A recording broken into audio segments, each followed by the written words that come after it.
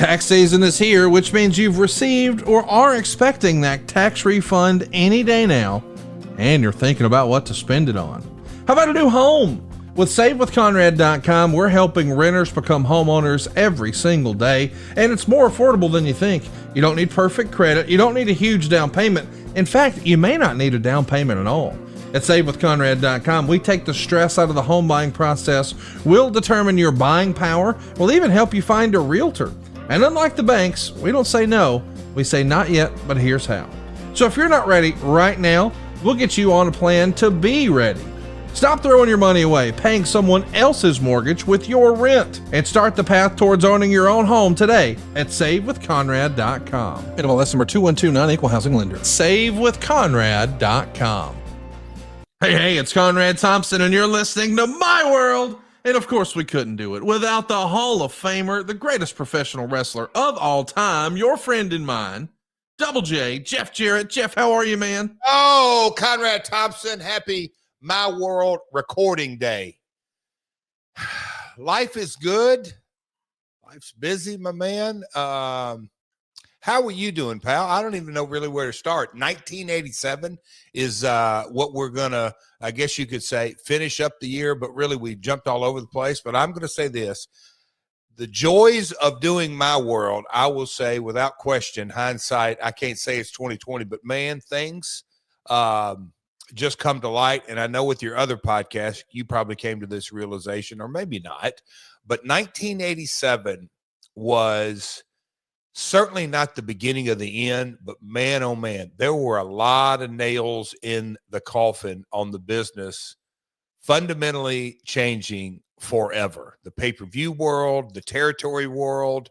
We're going to dive into it, I know, Conrad, but going through the research, I'm excited to get into this, but anything you want to chit-chat out of the lake, I mean, look, out of the lake, out of the blue, the lake down your way is backed up. Way up here too, man. We've gotten a lot of rain here around Hendersonville, Tennessee. Isn't it crazy that even though you live in North Tennessee and I live in North Alabama, that we still live on the same river? Is that some country bullshit or what? Look at us.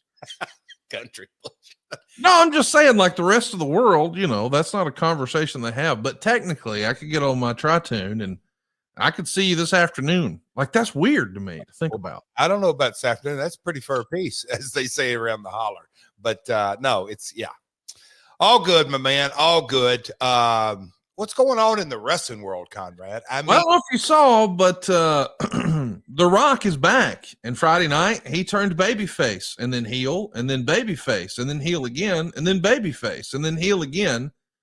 He turned more in one segment than Big Show did in a decade in WWE. And I guess he's after Cody's soul. I don't know if he's doing an Undertaker gimmick or a Mr. McMahon gimmick. I can't make heads or tails of it, but what I do know is WrestleMania in New Orleans has been announced. And I, for one, am on fire for that. New Orleans is a perfect town for the Super Bowl and for WrestleMania. It's very walkable. Wrestling fans can usually on foot get to a ton of different indie shows and, of course, WrestleCon, and I'm sure Access will be there, and, of course, the big show, WrestleMania. When you're looking at sort of locations and towns, New Orleans has got to be a near perfect big event town, does it not, Jeff? You know what? And what's crazy is, Conrad, if you were out and about here in Nashville, I hear a lot of I don't want to say comparisons, but yeah, like Nashville getting online in that everything's walkable, everything's connected. But you know, I don't know how many conventions I've been through, TV conventions, just you name it. Matter of fact, that's where I went into the Hall of Fame, Conrad. A little footnote there. I was there. Yeah. Oh, that's right. That's exactly right. Yeah, no, but New Orleans. And I wonder how far back it goes. I know Mardi Gras and the party town and the atmosphere, but for the longest, Nashville didn't have enough hotels. And that is not the issue in New Orleans. Yeah, it's a hell of a town. And they've hosted a lot of manias. You know what? When I heard it, the buzz and the chatter, and that's going to be part of the announcement and all that kind of stuff, I immediately went to, all right, what kind of check did the state of Louisiana and the city of New Orleans? Come on. Is it out there? You already know. I don't know the details, but you're exactly right. You know, they wrote a big one. And listen, with the new stadium coming in Nashville, it's not going to be long before Nashville hosts a WrestleMania. I mean, you got to think that's going to happen. Well, in the first 12 months of completion, right? Oh, I mean, they're already booking stuff, and yes, there's already been conversations, and the Titans organization, as they've grown through the years, when they start making a whole different division within the Titans umbrella of, I still call it NTR, non-traditional revenue or events, where there's quite a few music events that go in the old. Well, we're calling it the old already, the Nissan Stadium, but yeah, the Music City Bowl here in Nashville, Conrad, like indexed crazy high many years ago, and they kept getting better time slots and more money. And we used to do the wrestling event out there as the player entertainment, and then the playoff system came along, and that threw that completely upside down. But no, kind of back to the New Orleans, Nashville Mania's going there. Man, they've hosted a lot there. So the third WrestleMania, Jeff, in New Orleans. And I got to think, if the rumor and innuendo is true, and if the scheduling sticks the way it is now, supposedly that new Nashville stadium is going to be complete in 2027. So I'm just going to throw it on record here on my world. WrestleMania 2028 is going to be in Nashville. That's my prediction. I'd like to give you some information, but I don't think I should make it public. So okay, copy that. I can't wait until you tell me, and I tease it cryptically on all my other shows. We appreciate you guys joining us here today. We're going to be talking about 1987, but before we do, Jeff, I want to ask, did you get a chance to catch The Rock play hokey pokey, babyface and heel? And did you see the announcement? Of course, I love the idea of using The Rock to use the press conference to announce that WrestleMania is coming. I mean, you got one of the biggest movie stars in the world. Why not leverage that for some firepower with the press? That makes sense. But we hear he's going to be at Elimination Chamber. And Brian Alvarez doesn't believe that Rock is wrestling. Of course, we know Rock's going to do what Rock wants to do. What do you think's going to happen here, Jeff? If you had to guess, will we see The Rock wrestle? Or what do you think of that promo? Could you make heads or tails of it on Friday night? All right, so kind of how I dove in, or you just chuckled at me about, all right, what kind of check is Louisiana and city of New Orleans going to write? The thing, they put out a press release on Friday, right, Conrad? Yeah, or whatever, something socially. They put that out. What was I doing Friday night? But anyway, as my man Cody, my son, always does, the online, I caught up through all that. Him mentioning Ari and kind of the chess pieces and the promo. Here's what I didn't lose sight of. I think you won't first. Look, I'm getting long-winded already, Connie. Yes, I think he's going to wrestle. How we get there, I'm not exactly sure, but I think that's the part of why me and you are discussing this, because what I shouldn't say I find it fascinating, but I found myself trying, I didn't watch it real time, but catching up on it and putting the pieces of the puzzle together, because they put out little news bits and pieces of it.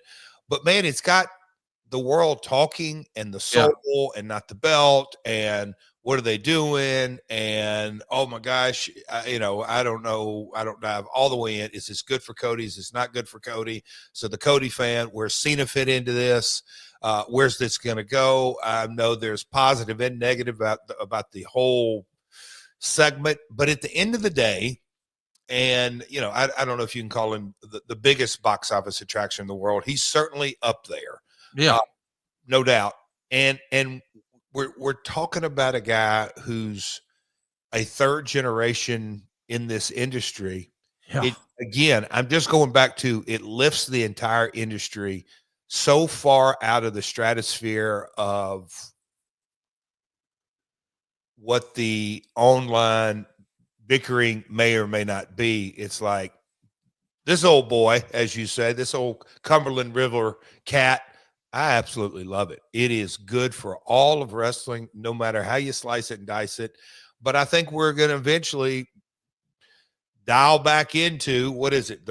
End of February. When's the Mania? Third week of April this year. So it's a little bit later. You've got Elimination Chamber. Is that this weekend or next That's weekend? this weekend. Yeah, it's this Saturday night. So then you're going to have a 6-week run, correct? For Yeah. Yeah. Boy, we got a lot of TV to go.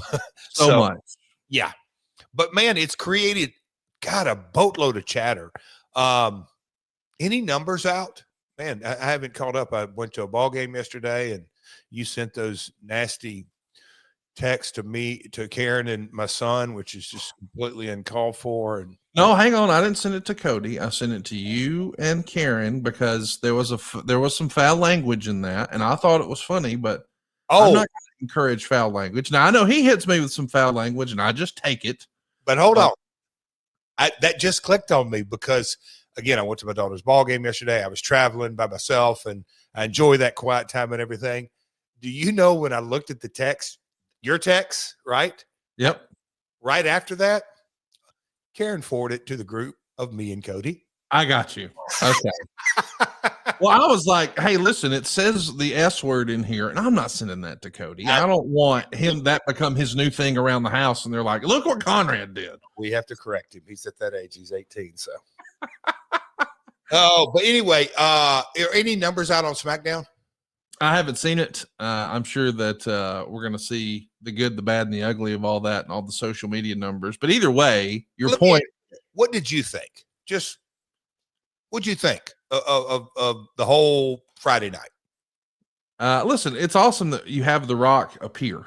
I mean, I thought him doing, a little Wayne remix for his entrance music in New Orleans, making the WrestleMania announcement. I think that was all great stuff. The stuff with Cody, in a word, was weird.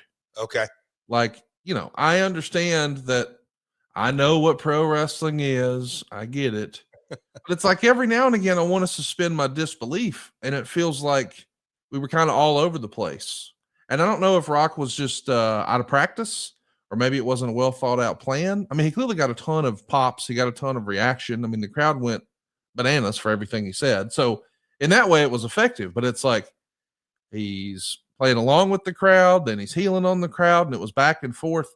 But the idea that I don't want the belt, I want your soul, I'm like, I don't really get where that's going, but I'm going to not totally shit on it because I don't know what's planned this weekend. There you go. I'm going to see what happens this weekend before I just throw a temper tantrum again, which I'm subject to do.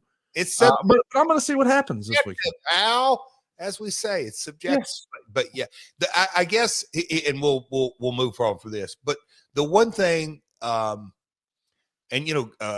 Cody, we talk about Cody a lot on here, but Cody reads lots of YouTube comments and Instagram comments, and I've had conversations with him.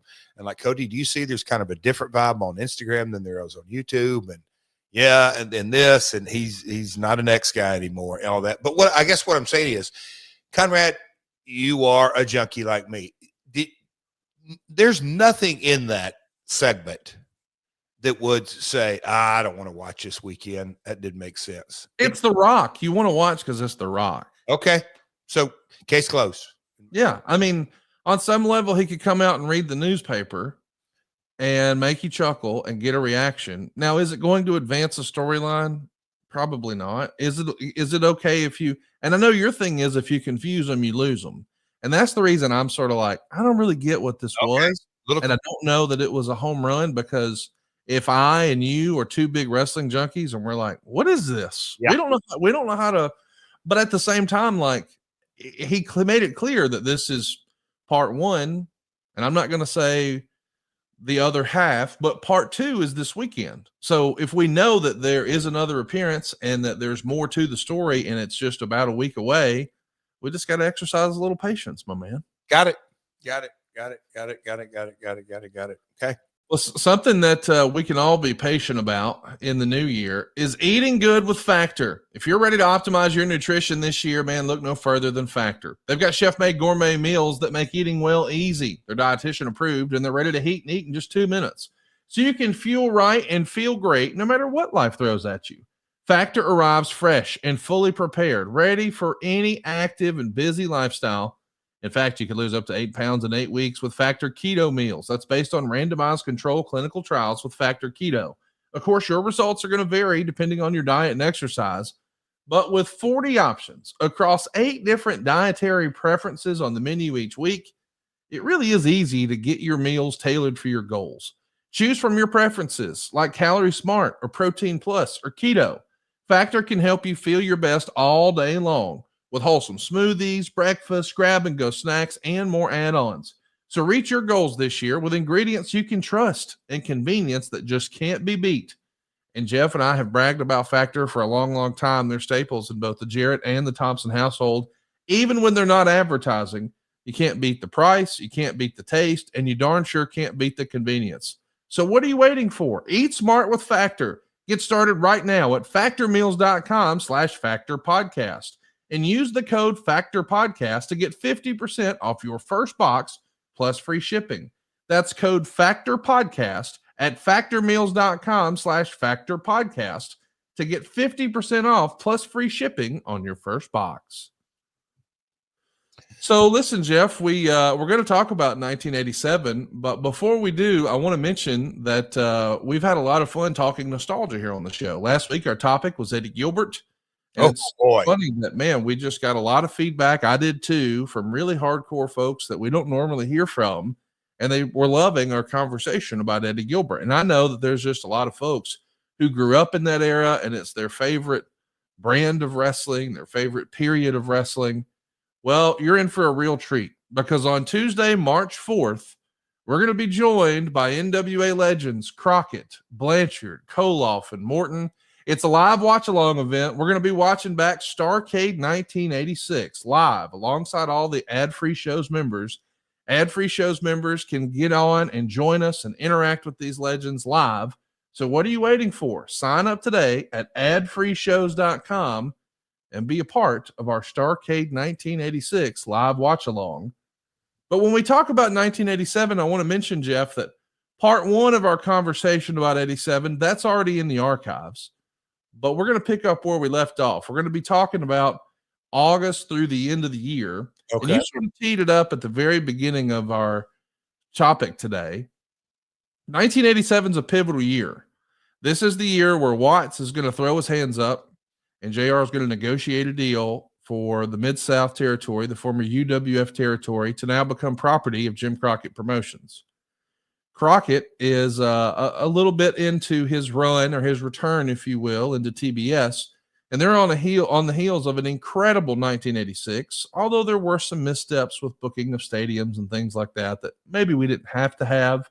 Maybe we didn't need to, write all those big checks to country music stars. But either way, we've got a lot of momentum going into 87, and we're knee deep in this wrestling battle between Jim Crockett Promotions and Vince McMahon's World Wrestling Federation.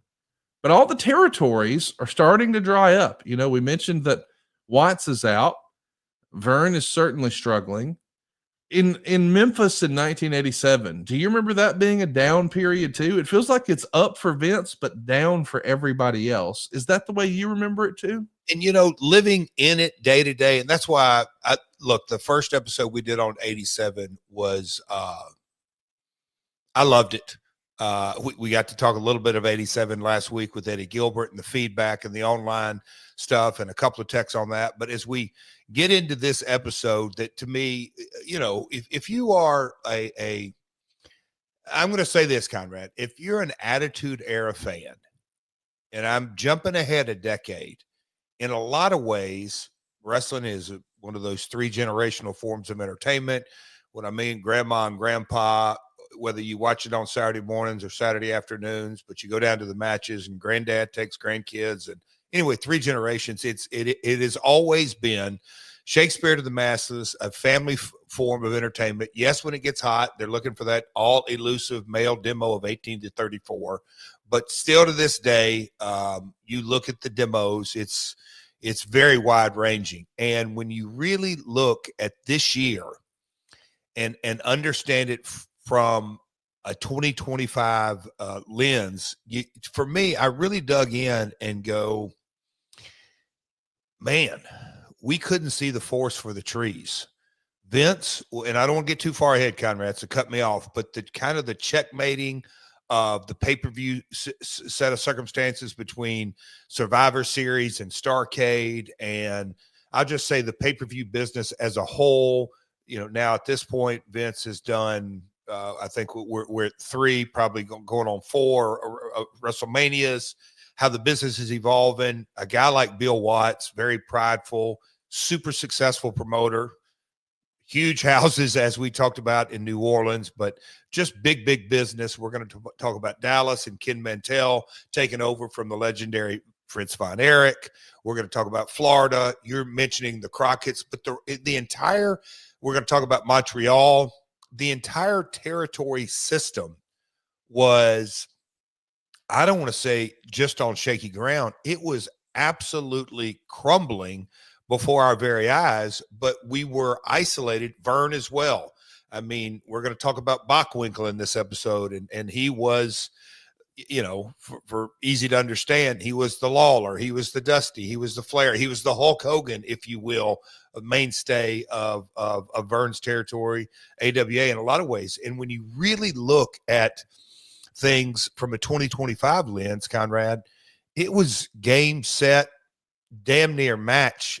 And this year, the closing of all the territories or the life support or the shuffling of different things, except when you were in it day to day, certainly the owners, my dad being one of them, might not have really, because of their egos, and I say that with diplomacy, really understood that, hey, man, we are really working on bar time here because our business model no longer works. It wasn't that they became bad promoters overnight. It's that their business model became outdated the day the pay-per-view industry blossomed, if you will. Does that make sense, Conrad? It makes a ton of sense. And that's actually one of the stories in the First Observer from August of 87, where Dave would write, apparently the Montreal Wrestling Office, which was International Wrestling, has folded. I'm told last week was to be their final week of promotion and that Pat Patterson of Titan Sports was at the shows during the last week making a pitch for the group's babyface headliner, Steve Strong. So this is another full-time territory that's going to bite the dust here in 87. And this is just 2 years removed from an incredible run of business with the Rougeau brothers and the Garvin brothers feud. I mean, it really is remarkable and a testament to your dad. And maybe that's the reason that all those years later, depending on who you believe, Vince would phone your dad, because your dad, for lack of a better word, he was a survivor. He knew how to make it work, right? Well, and, I think, as we all know, you kind of alluded to it, depends on which story you want to believe. I think it's always somewhere in the middle, no matter how you slice it and dice it. But the one thing that I think Vince always looked at my old man is, yes, he survived. But I think when they dug into it, I think there's 2 things that kind of jump off the page that in a lot of ways, I think I know for a fact, at least they had conversations on this. Is one, I'd love to know a real statistic out there. Maybe one of our Twitter great follows or the IWC would know, but Memphis getting paid. My dad worked out a deal with the general manager and we got paid for TV. Everything else was barter or paid to be on. I mean, that's how Vince McMahon syndicated his show early. He went into all these different markets and paid to be on TV. Well, we talk about these $1 billion rights fees and Netflix and blah, blah, blah, all that kind of stuff. If we weren't the first, we were certainly right up there. But my dad getting paid to be on TV, and that was just sharing in the ad revenue, because my dad knew that, okay, they can put on cartoons or they can put on home variety shows or whatever they can put on Saturday mornings. They're not going to get the ad rates because wrestling rated so high. And, in our case, we had the local weatherman and a household personality and Jerry Lawler and others that commanded, everybody wanted to advertise on our show. So my dad said, hey, to let me share in this profit. And the general manager said, okay, it's a good deal. I don't want to lose this, because my dad, back then, you didn't have contracts. If you don't pay me, we're going to work out something. We're going to go to another TV station that will pay us. So anyway, I think Vince looking at my dad in the territory systems when everybody else was folding, there was two things. We got paid for TV, and I also think you can look at the entire history of Vince McMahon booking. I mean, there's a couple of folks that come to mind. I'll let you bring up a few. But when you came to our territory, there was no doubt about it. It was Lawler on top, and I don't care if you brought in Hulk, Savage, Road Warriors, Dusty, Flair. It didn't matter. Lawler was the main event, and the other talent were his support, and that's how it was promoted and booked. And I think you have to have that in order to stay viable. Otherwise, oh no, we'll wait till the big stars come to town. My dad was vehemently opposed to that kind of mentality and stuck to his guns through thick and thin. I know this is silly, but I got to ask, Jeff, do you think that Lawler's staying power, because Lawler is really a unique case of a guy who stayed in the same territory pretty much his entire career and made great money the entire time. Now, some people would argue and say, well, that's because, he was part owner, and that's hard to argue, but it also worked. And the reason he was part owner is because it worked. And that's what I wanted to ask you about, because Lawler is not a guy who had a reputation for being a badass or a hooker or a shooter or somebody who could hurt you for real. What made Lawler so special was his ability. I hate to say it this way. He was a phenomenal actor. He was an incredible promo. He could talk them into the seats.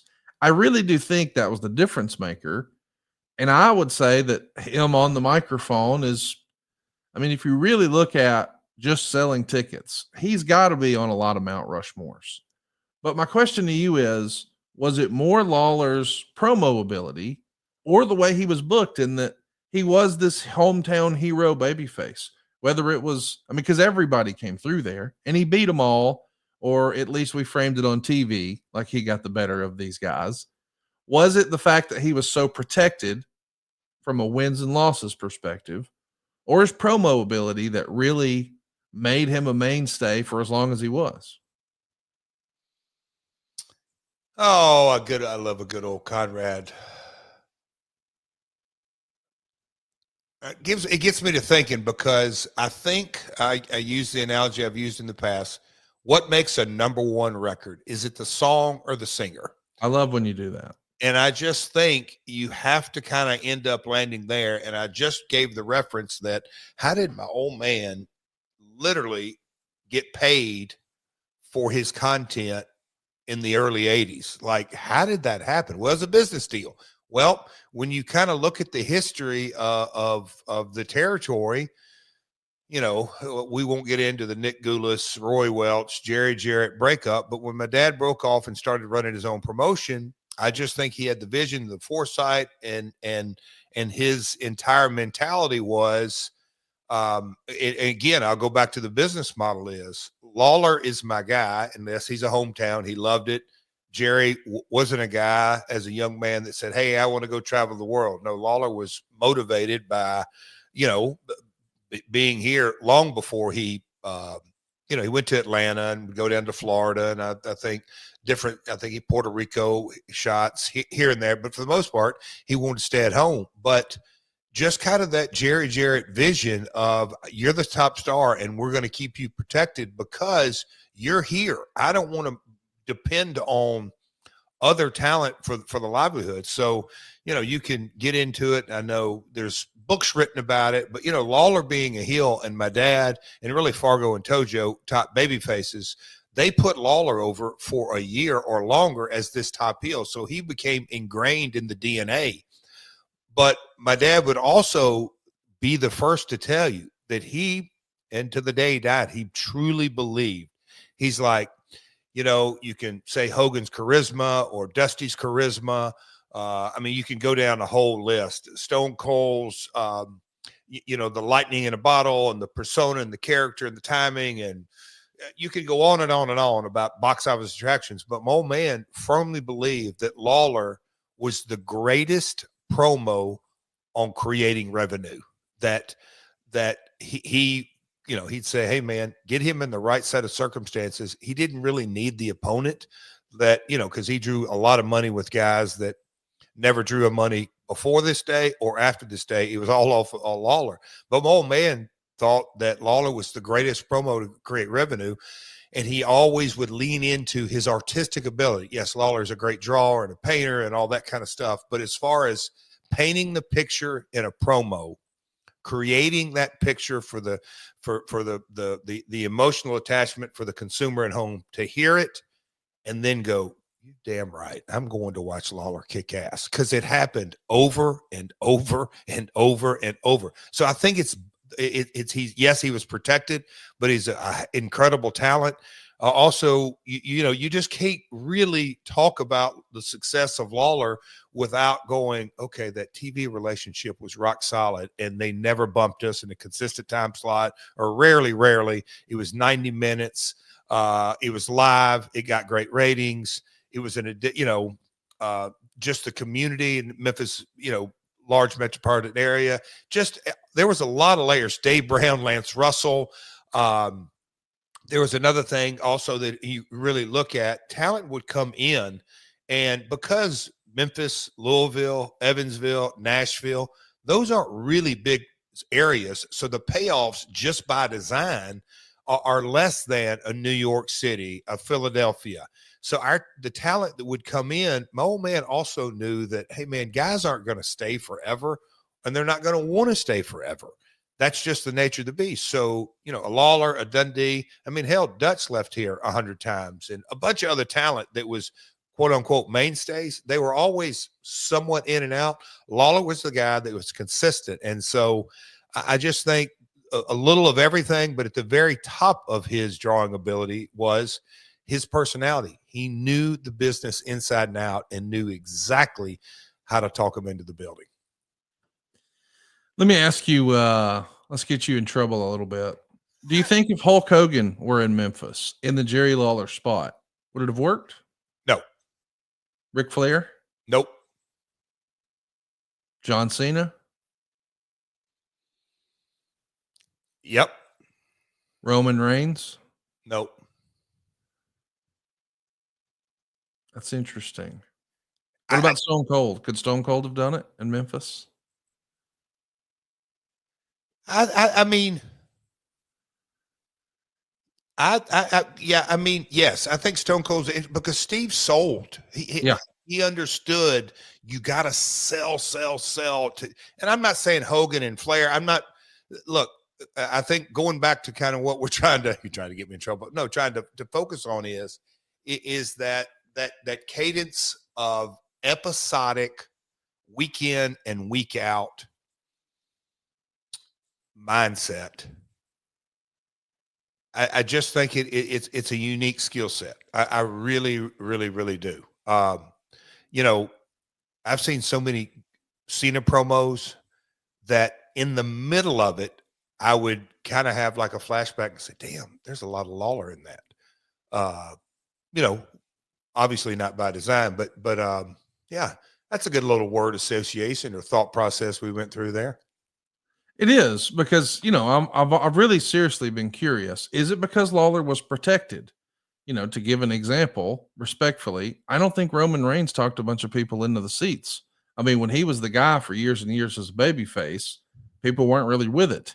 When they put him with Paul Heyman and the whole bloodline story, that's really what catapulted it. So Paul talked him into the seats, not taken away from Roman. He played his role, and man, they're just riding the biggest wave they've ever ridden. But I just think it's interesting when you think back about what made it work and why something wouldn't work. Okay. You'll stay on the music analogy and have a little fun here? Yeah. Because we've talked offline too, and we'll use the bloodline.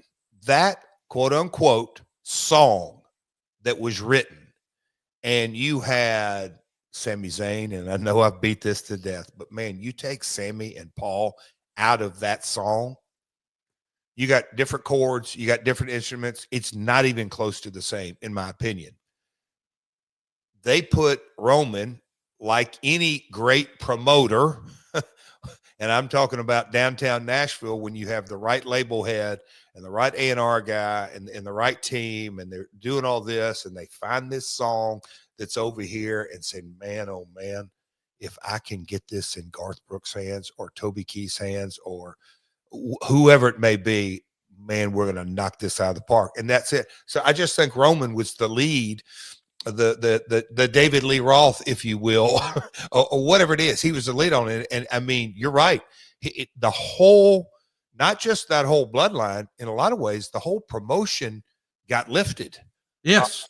And kudos to everyone involved in that, because you know, the writers, that writing room, week after week after week, that would create just enough comedy and just enough uneasiness. I mean, you look at Jey Uso today, I gotta say, there's a lot of bloodline in that yeet that is perpetuated through the years.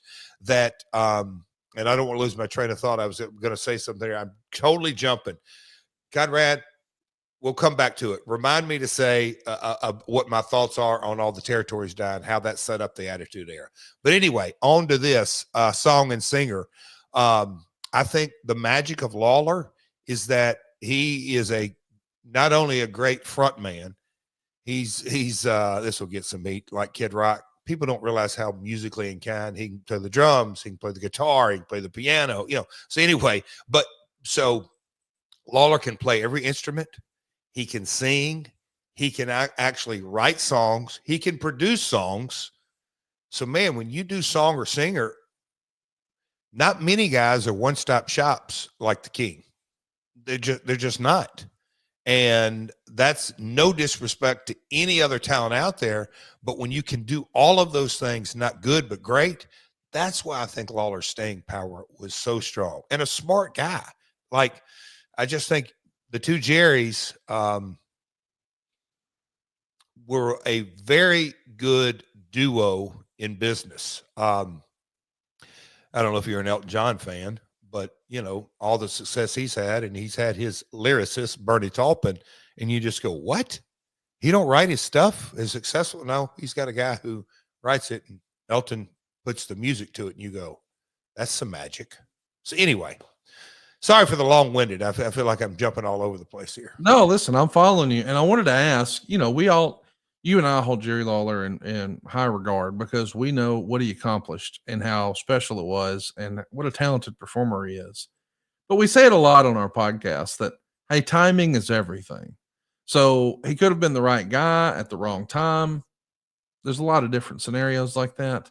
Yes. But where I was getting is, do you think had he come along a few years later, meaning he didn't have a home territory, he didn't have ownership in Memphis, if he would have come into Memphis in the dying days and maybe he popped the territory and they had one last hurrah, but before he had an opportunity to have ownership in Memphis, Vince McMahon came calling. Do you think in an alternate universe, Jerry Lawler could have been a much bigger star on a national level? Would it have been with Jim Crockett Promotions and Ted Turner in WCW? Or is there a universe where he would have been one of the top guys for Vince? Because he could have very easily been there at the very first WrestleManias. He could have been there from the very beginning. When you look at, we'll call it the what do we call that? The golden era? Yeah, sure. No, I don't. He's not a body guy. He's never been to the gym a day in his life. They are, yes, the King is a character, but the King's character got over by doing 2 and 3 and 4 minute promos. He also got over by the weekly cadence of, okay, by design. Now, they didn't really think this through from the beginning, but okay, I got to work 14 weeks with Bill Dundee. Now, that business model, that wasn't a WWF deal. So timing is everything. So I don't think, look, we can sit here and play armchair quarterback and we can play fantasy wrestling and all of that. But I think just if you look at what was super successful in, we'll call it in the Hulkamania years from 83 to 89, I don't think Jerry fits into that. No, Hulk was on top and it was Hulk and others, no matter how you look at it. So no, well, I just think about early MTV, you know, they had such crossover and Lawler put out an album. I'm not saying it was a great album. I'm just saying I mean, I could have totally seen him playing grab ass and being a foil for Roddy Piper. You know, if they were cutting promos back and forth and he's with Cyndi Lauper. And I know that they had Hulk Hogan. I get that. But who would have been the number 2 babyface? Like, it's, you know, when they're running an A town, a B town, and a C town, I know what they used to do is they'd put Hogan on the A town, the IC on the B town, and whatever else on the C town. But what if it was Hogan A, Lawler B, ICC? I could see that. Like, I can totally see him being a part of the rock and wrestling, if you will, in that era. Oh, yeah. Okay. Well, because my immediately went to, you know, that era was Hogan, then Savage in that IC slot. You know, get mega cowers. That's interesting for you to kind of go down that slant. Very interesting. Well, it looks like it's clear to me that Vince had interest in Lawler, or he wouldn't have made Harley Race, the former NWA champion, the greatest wrestler on God's green earth. He wouldn't have put him in a cape and a robe. Yes. So it's like he wanted that. And, you know, just think about Lawler from an action figure standpoint with the crown and all that. Well, and even the rock and wrestling cartoon, like Hulk Hogan's rock and wrestling, like a cartoon Jerry Lawler with the crown. Like, I just think kids would have, I think it could have worked. I do too. And I think, again, the luxury of doing the podcast and looking back now 40 years, 35, 40 years is that, you know, it's easy to say, oh, Vince loved big guys. Well, that changed in the Attitude Era because Vince liked these kind of guys. And then in the 2000s, he liked these kind of guys. What Vince, I think in a lot of ways, holy shit, this Hogan character. And that's what a great promoter to me does. He kind of said, okay, this Hogan character is taken off. I got to create more of this type of persona. Big guys that, you know, say your prayers, take your vitamins, Hulkamaniac. So let me create Demolition and the Macho Man and the Ultimate Warrior and whatever it was. He went down those roads. So when you go down that road, all right, I'm going to really fine tune this king with the crown and whatever it may be. So yeah, I'll go there with you. Interesting. Well, it's good to think about the good old days like 1987. I mean, back then I loved eating cereal, but as an adult, we realized we don't need all that sugar. We need some protein. We need Magic Spoon. Magic Spoon is the way to go, man. Every serving of Magic Spoon cereal has 13 grams of protein, 0 grams of sugar, and 4 grams of net carbs. So you can feel good about what you're eating. And the most popular flavors are fruity and cocoa, but there's so many more. Magic Spoon's brand new treats are crispy, crunchy, airy, and an easy way to get 12 grams of protein on the go. And for the first time ever, Magic Spoon treats are now available in grocery stores with delicious flavors like marshmallow and chocolatey peanut butter. I, for one, love the double chocolate. Highly recommend it. Double dog dare you to try it. You're going to love it. Get $5 off your next order at magicspoon.com/myworld or look for Magic Spoon on Amazon or in your nearest grocery store. That's magicspoon.com/myworld for $5 off. Magic Spoon. It's in Jeff Jarrett's Tahoe right now as he's running around making trips for the honey-do list, and he needs a snack. He ain't pulling over and getting a candy bar. He's got to be in television condition, and Magic Spoon helps you make it happen, right, Jeff? How did you know that? You've told me before on the show. Because yesterday, down in back Rome, Georgia, you got to pre-plan, have your snacks. Peanut butter and Magic Spoon, buddy. That's funny. As you were sending your ridiculous, filthy, nasty Instagram post to my wife and son, Jesus, he's a minor, Conrad. He's a minor. I didn't send it to your son. I sent it. Get $5 off with the promo code MyWorld. Get your protein in, guys. You're going to love it. Hey, let's talk about 1987 because, boy, it all comes to a head, this inter-promotional wrestling war. And some of this is going to sound familiar if you've been paying attention and you realize that there's a Saturday night's main event that's head-to-head with All In. So once Tony Khan and AEW announced that they were going to do their biggest show of the year in a stadium in Arlington, Texas, the WWE said, okay, got an idea. Why don't we go to NBC and Peacock and let's just go head to head on free TV with Saturday night's main event. Now, if that sounds familiar, it's because it happened in 1987. Here's what Dave Meltzer wrote way back then. He wrote this in September of 87. November 27th, 1987 looks to be one of the most interesting dates in the history of pro wrestling because both Titan Sports and Jim Crockett Promotions will be presenting major Thanksgiving events. Titan has officially announced plans for a card entitled the Survivor Series, which will broadcast nationally on pay-per-view cable systems. The site and lineup have yet to be determined. It's obviously at least part in an attempt to combat JCP's annual Starrcade promotion, which takes place the same day. It's been widely rumored that JCP is going to attempt to broadcast Starrcade through pay-per-view this Thanksgiving, the first time JCP has attempted such a venture. One point that has to be noted here, Titan, with its Andre the Giant, Hulk Hogan match in March, is going off the biggest pay-per-view event in the history of the industry, a whopping $10.3 million pay-per-view event, which outshines every major boxing fight or anything else that's ever been put on pay-per-view. While I have no word what Titan is going to run, and if they're going to run a Hogan-Andre rematch, but that would seem like a very likely possibility. And a rematch of that big event could conceivably freeze out Crockett's attempt to get his Starrcade on pay-per-view systems.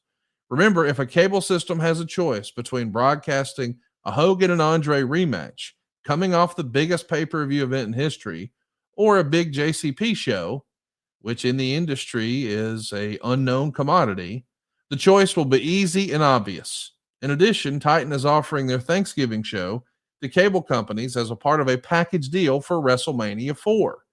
So we're all going to be watching with great interest as to what comes down with both of these shows as the weeks go by. So that's the first time we hear that, oh, they're counter programming. Now, in theory, this is going to be pay-per-view versus pay-per-view. What do you make of that news as a promoter? And what do you make of that news as a wrestler, Jeff? If you could wear your wrestler hat, is that good for the industry? Is it bad? And as a promoter, is that exciting or frustrating? Oh, wow. Which do I answer first? Because as a talent, you got to relish in the fact that there's two big boys slugging it out, because that creates a buyer's market, if you will. I think that's the easiest way to put it, that the more money players, you look at the NFL and how their money's divvied up, and then you jump over to the NBA and you just start into your head scratching ability. And they're like, I think it's one of my daughters asking, why do they get paid so much? I said, there's 53 football players. There are 12 to 15 basketball players on a team, and there's 82 games versus 17 or 18 games, and then get in baseball. And I know the economics and all that a little bit different, but in wrestling, it is ebbed and flowed. But if you are a wrestler, you want as many big boys slugging it out. That's why, hey, I'm going to go to Japan. I'm going to do this. I'm going to do that. All the different options. As a promoter, man, oh man, I would love to hear the book with Mr. Crockett, just to see if he commented, because that has got to be,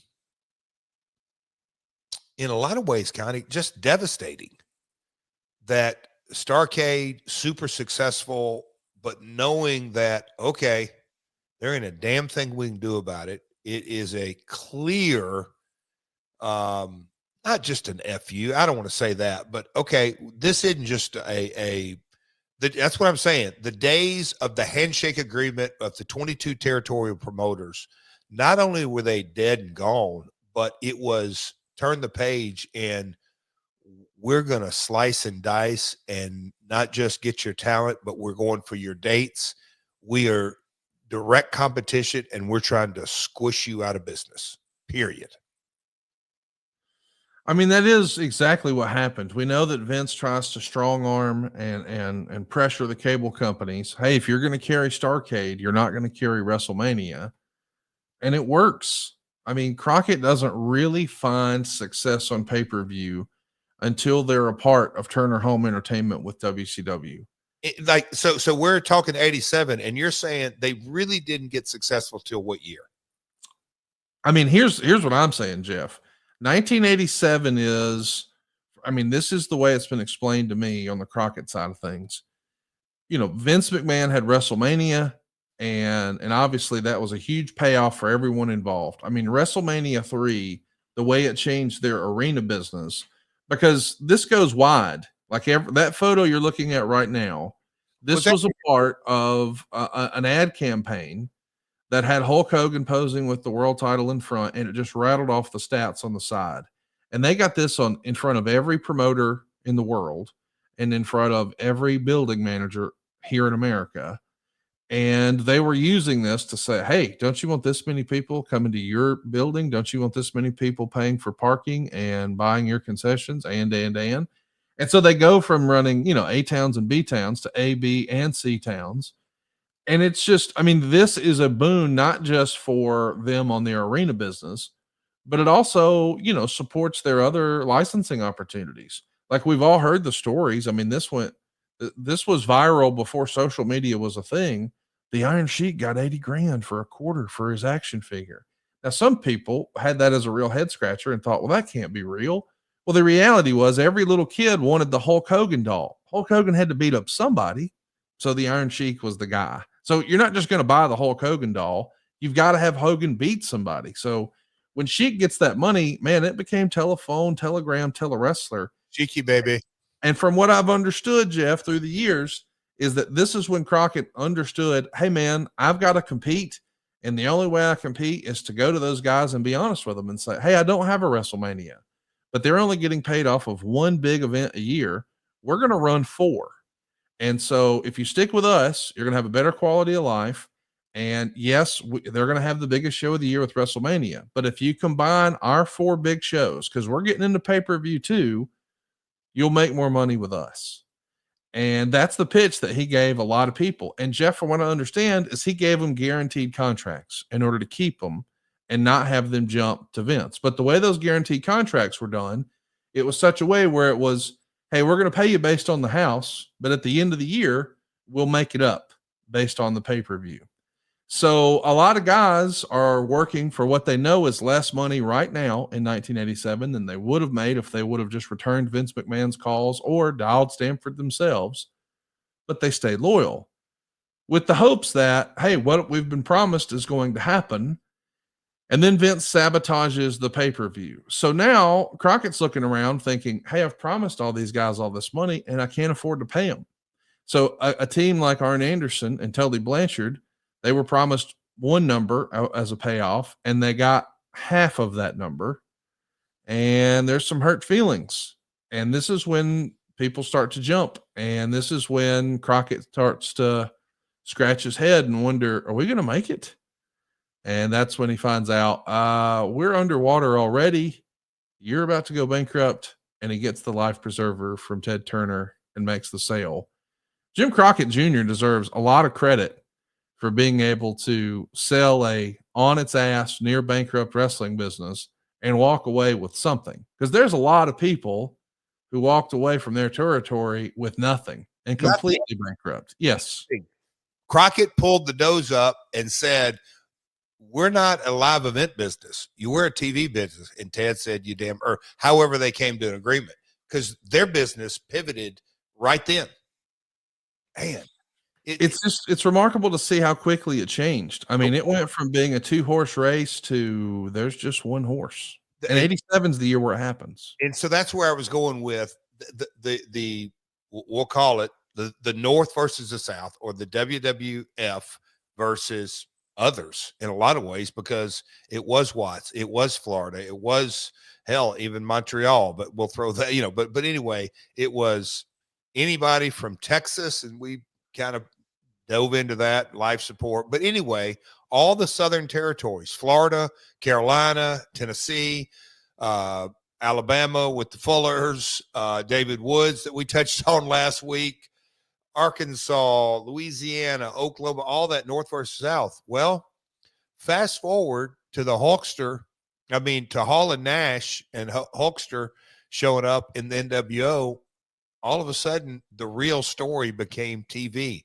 Here's the WWF invading WCW. You could suspend disbelief. That's why I'm saying this war affected in a lot of ways, because again, the 3 generations, all these fans, they didn't just die overnight. I think Cornette's the one who says they didn't just get in a rock or crawl up in a cave. No, they just quit watching. Well, these people were there, and I just think lightning in a bottle. What do you think, Connie? I wanted to ask you about, how your dad perceived this move from Vince. Like, we have to all expect that the success of WrestleMania 3, it's not like just the building managers are finding out about that. Everyone in the industry is talking about it, and they know what a big opportunity it was for Vince and company. But when we see the success there, I mean, listen, respectfully, a lot of times in wrestling, it's just in business. It's monkey see, monkey do. We're trying to borrow from other people's best practices. So if we see, hey, this really worked from them. I mean, even Jack Welch used to say, hey, the money's not in innovating, it's in imitating. You just take the best practices from everyone in your space, and eventually you're the best business. So I'm wondering, does your dad, when he sees how successful WrestleMania 3 was on pay-per-view, do you remember your dad ever having a discussion with you about him possibly considering getting into the pay-per-view business? I bring that up because if it even crossed his mind, when he sees what Vince does to Crockett, he has to say, oh, no thanks, right? Well, so again, man, this research was fun again, because I go back to, so I'm year 1, year 2, year 3, year 4, from 86 to 90, the amount of times I sat in the wrestling office and only got to hear his side of a phone call, but hours upon hours. And he spent, there was a period here where he thought he was going to acquire ESPN time slot and will basically acquire AWA.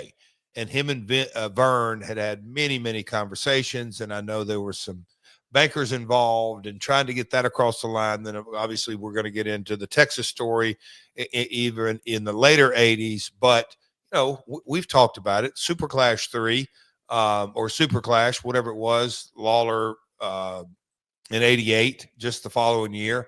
Lawler Von Erich is the main event. That was kind of their attempt at it. And I'm jumping a little bit too far ahead, but when I kind of look at it and think, look, my dad's gonna, he's prideful and a lot of ego, like all men and especially promoters, and he probably didn't show all of his cards, certainly to me, or probably not even to Lawler, but him kind of viewing it and knowing, okay, Super Clash didn't work out great, but I think in a lot of ways, and I can remember over and over and over the conversations my father would have was, this is where I'll tip my cap to him, because kind of the vision of it all was, so Vince's entire roster for the most part was built off, I don't say guys that he stole from territories, that's not right, but you know where I'm going with it. Hogan worked in these territories, Japan, Tennessee, Vern, and Savage did here, and this guy worked here, and even Warrior worked 3 or 4 territories. But all of his talent got seasoned before he got them. And my dad was just hell bent and very much said, "Hey man, I can develop talent. I've done it." And so he leaned heavy into those conversations with Vince, starting in, what would that be, 88, 89, 90, like the regular cadence of them. Vince, let me develop talent for you. Let me develop talent for you. Let me, and later it became somewhat of a developmental territory. But yeah, I think my dad probably figured out, knew pretty quick by observing the Crockett situation, but then the Super Clash thing was like, this ain't gonna work. You can't, it's just not gonna work. You can't compete with the guy. It's just so fascinating to think about, how much it's all changed, and that your dad, following one of the 48 laws of power from Robert Greene, knew not to step on a great man's shoes. Or as Piper would say, don't throw rocks at a man holding a machine gun. The Observer would say, the other major story of this past week is that it appears the Florida wrestling office will be history by the end of the month. Only 10 dates have been booked in Florida for October, and it's assumed that the Charlotte group will run those dates on their own, running regular monthly shows only in the major Florida cities. The demise of the Florida office has been heavily rumored for some time since their local crew on its own hasn't been able to draw since the JCP takeover earlier this year. The moral of the story is obvious. Fans aren't going to support a local group on a regular basis when outsiders come monthly and when Ric Flair, Dusty Rhodes, etc. are on the cards, and the local guys who were main eventers become the preliminary guys. The fans will instead wait for the monthly shows when the major stars come in. I hope this doesn't happen in the UWF area, because if the NWA guys are perceived and promoted as bigger stars within the UWF territory, then fans won't support the cards without the big stars on any kind of a regular basis. Of course, Dave nailed it here, Jeff, and that is exactly what happened. Dusty preferred to book the JCP stars to look superior to Bill Watts' former UWF stars, and it didn't work. But this Florida office going under, talk to me about that, because, Mr. Graham was one of the most well-respected people in the history of professional wrestling. I mean, so many people looked up to him, whether it's Dusty Rhodes and even Vince McMahon himself respected him as a finish guy and all that. But he passed away in January of 85, so maybe it's not that big of a surprise. When your dad learned of the financial troubles that Mr. Graham was in and that he took his own life in 85, I mean, you're coming in the business in 86. Your dad probably wasn't surprised that Florida closed in 87, right? You know that photo you sent me that was kind of the house opening and all that? Yeah. Wasn't that, what year was that? Do you know? I'm trying to think, because I'm going to get this wrong. But anyway, just little trivia. My dad's favorite world champion was Dory Funk Jr. The territory promoter that he admired the most was Eddie Graham. And, I just can remember all the different stories that my dad had would tell me about the conversations and how Eddie viewed the business, and just just over and over and over and over and over. And tell you the truth, and I've referenced this politely on here, in a lot of ways, I think Mike had his issues with me, and I think it kind of all stemmed kind of around, I'm not sure he was very fond of my dad and his father's relationship. I got you. But that being said, when all this was going down, and I'm trying to think, and maybe Conrad, you can Google this, because I'm trying to think of what year Kansas City finally shut the door, Geigel and all that. But when this went down, I can remember my dad, he used to, like a chain that Lawler would carry to the ring, different kind of chains, because my dad had Dobermans and choker chains and anyway, leashes and all that kind of stuff. But sometimes he'd have one, or not sometimes, all the time, he'd have different chains sitting on his desk, and he'd pick it up, he'd twirl it to the right and twirl it to the left and twirl it to the right in his conversations. That was kind of one of his nervous twitches or whatever it may be. But he would in this situation, he got into these conversations on, holy crap, that territory shut up and the foundation it was built on. And then he would get into, but yeah, this is why they had just what I've already explained. The top stars were no longer the top stars, and they bastardized their own business, and they went for the short haul and the short money as opposed to the long haul. And my God, if Eddie was still alive, he would be so damn pissed, and blah, blah, blah, blah, blah. Kind of what I don't say old timers, but they were peers. And my dad admired him so much. He was devastated, disappointed. I'm sure he never shared it with me, but finger pointing and, why did you guys do this and do that? And but it really affected him. I just remember the Watts set of circumstances was a little different. He thought that maybe Watts leveraged a kind of a good situation, but Geigel going under, and specifically Florida going under, and the Kid Mantell story that we'll get to, those were like, man, we're whittling down, and I don't remember exactly when Don Owen pulled the plug, but he was out in Oregon. He was on life support, if you will. But all the territory shutting down, it affected my dad because, you know, it was not just hearsay. It was proof that his business model was going away. Now, did I really know that at the time? No, but I just remember him being really down and talking about it. I do want to talk to you a little bit about these hardcores that were coming down and making a trip to Memphis.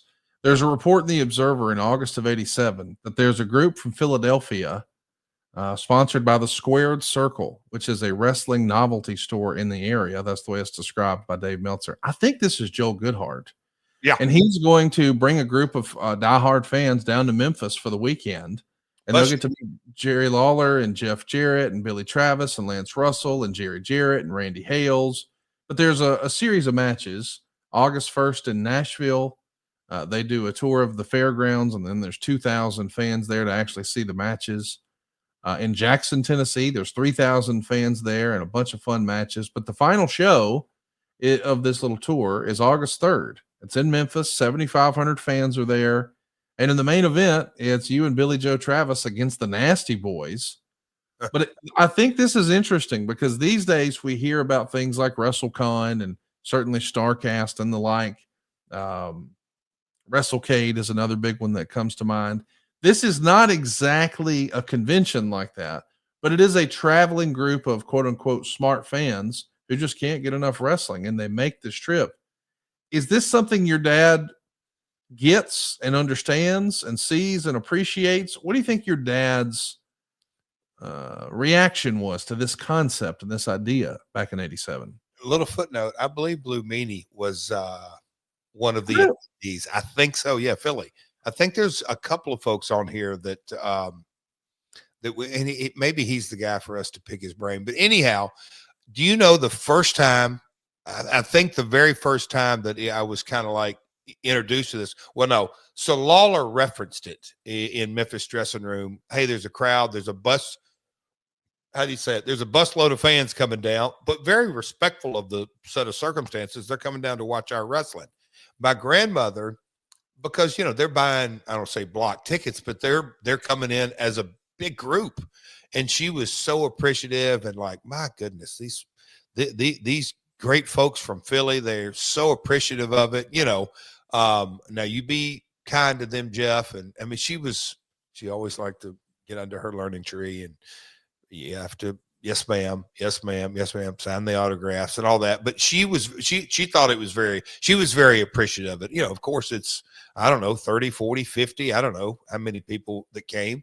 They were buying tickets, so there's revenue there too.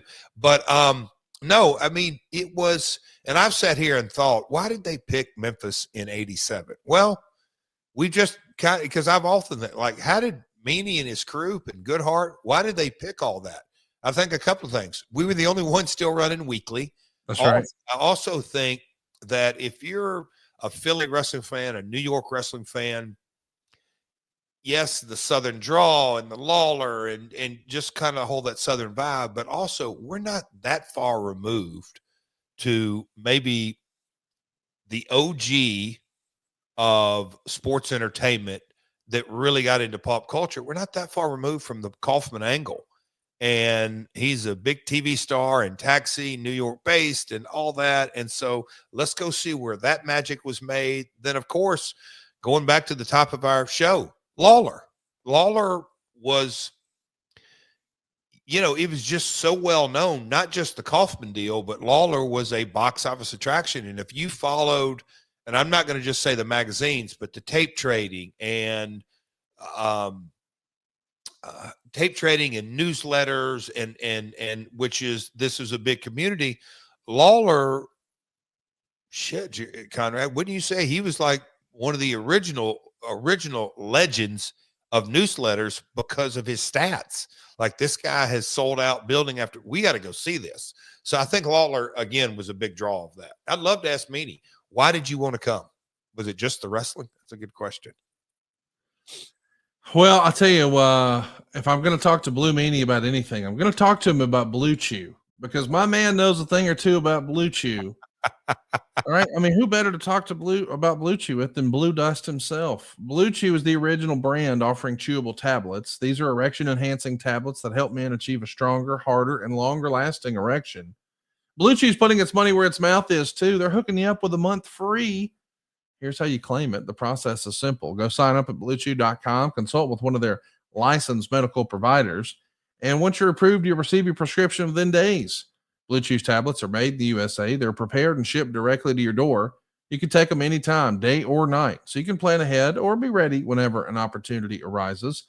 And the best part is it's all done online. That means no visits to the doctor's office, no awkward conversation, and no waiting in line at the pharmacy. Make your life easier by getting harder and discover your options at bluechew.com. And we've got a special deal for our listeners. Try your first month of Blue Chew free. Visit bluechew.com for more details and important safety information. And we thank Blue Chew for sponsoring today's podcast.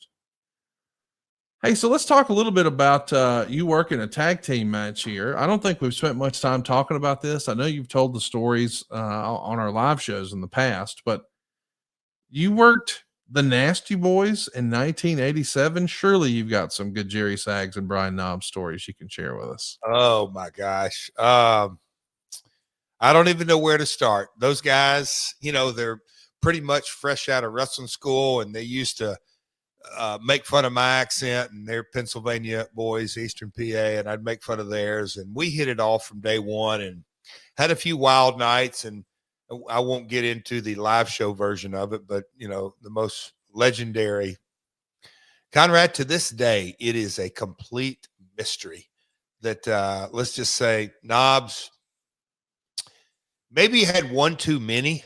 And No. yeah, I know. Taken to downtown. I don't. Do you want me to tell this story? Please do. Yes. I'm going to give the Cliff Notes version, but Oh, tell the story. We want to hear it, man. oh man, it just. I'm trying to think how. Anyway, we used to do the spot shows on Friday night, and Saturday morning TV would always bring all kind of fireworks for folks who had late Friday nights. But anyhow, we had a Friday night run a little spot show down in northern Mississippi. So get back to the hotel, and we're young bucks. And so how old am I? And I'm not even old enough, Conrad. I'm not even of age. Yeah. Jesus, I'm 20. Yeah. Well, if it's later in the year, I just turned. No, I'm 20. No, you're 20. Jesus. You had just turned 20. Oh, Conrad. Anyway, they're on TV, so they're not going to mess with you, but still. Hey, I'm walking in with Knobbs and Sags, with mohawk cuts, with those accents in Memphis, Tennessee on Friday night. And you don't get there till, because you work in the show and come back and get to the hotel. And then, you know, we're not walking in till close to midnight.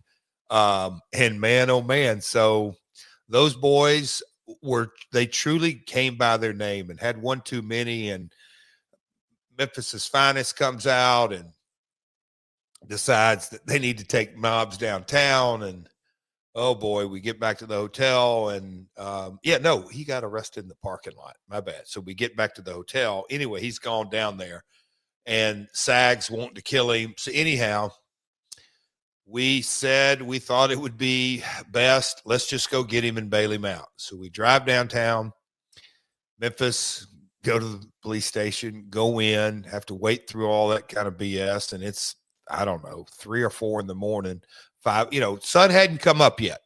It was because we went in and it was dark. But as we finally bail our man Knobbs out, the sun is just starting to come up. And we come up, and me and Sags had gotten down there, and let's just say we got kind of turned around and couldn't figure out where we parked our car. So the three of us, those two start getting in an argument. Just Knobbs is fresh out of the drunk tank. A little bit more of an argument. And I said, no, I think the car's this way. Well, sure enough, we get turned around and we're headed toward the car. And as we're walking toward the car, their argument escalates and escalates. Hey, you dumb idiots. Anyway, they get into not a fist fight, but I thought they were going to come to blows. And so we get in the car, and that's funny. Conrad, I don't even know if you know this part of it, but when we get in the car, Sags drives. I'm going to get in the back. And Knobs goes, no, I'm getting in the back. And Sag says something to the effect, just get your fat ass up front. And just as he got in there, got up front, we're backing out. They start arguing again. And Knobs gets out of the car and says, F it, I'll walk. I'm like, dude, we're 15 miles. No, we've got to drive out to the suburbs for a hotel. He just starts walking and then takes a left at a block. And we're like, Sag says, Jeff, get in. I'll pull around. We'll pick him up. So we circle, try to find him. He disappears. So we drive around that Memphis for, I don't know, a few minutes looking for him, not long. And Sags is getting madder and madder and madder. And he says, screw it. Let's go. We got to make TV. So we go back to the hotel. Sags is so mad. He knows he's going to have to go to TV, all this. We go back to the room. I'm getting my stuff. Sags walks into his room. And who do we see come walking out of the lobby? Knobs beat us back. We have no idea. To this day, he couldn't tell us how he got back, but he got back, and that was a heck of a Memphis TV. But those guys were a lot of fun. Oh man, they leased a car and beat that thing all to hell and blew out a front tire and changed it, and we drove back on the little spare. And when they left the territory to go back to Vern, they pulled up to where they had leased the car that my dad helped them get the lease deal by the local dealership he had worked with. They just pulled that bad boy right up to the front door, keys in it, left it, and went on back to Minnesota. Those guys were crazy. What a story. They were stiff as hell. Not Jeff, you got to start using these type of words before I'm talking about Blue Chew. Beat that thing to hell. They're stiff as hell. I mean, wow. Hey, I want to ask you, you'd wrestle Carl Fergie in this era, 1987. And you're going to drop the Mid-America title to him. You know who Carl is, don't you? Nope. You're kidding. No. Little footnote. So the King Jerry Lawler, Honky Tonk Man Wayne Ferris, and King Carl Fergie are all first cousins. Oh, I didn't know that. Okay. Moms or sisters. Well, so he beats you for the Mid-America title, and afterwards you have 24 eggs thrown at you. Oh God. Because of the Wheel of Torture event. And I guess the losers have to spin the wheel and receive whatever punishment the wheel says. I mean, this feels so Memphis. In the wheel, make the deal. And this is, by the way, 1987, years before we saw it in WCW. But tell me about the Wheel of Torture and getting egged. So, again, going down the lane of Jerry Jarrett and Jerry Lawler, man, we got to make this real. Everything's got to be real. Stipulations. Excuse me, get people dialed in.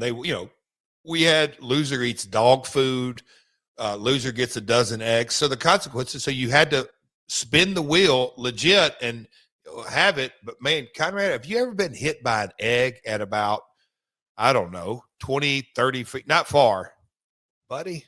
That'll sting there. When I look back on this insanity, loser gets 20 straps by fans.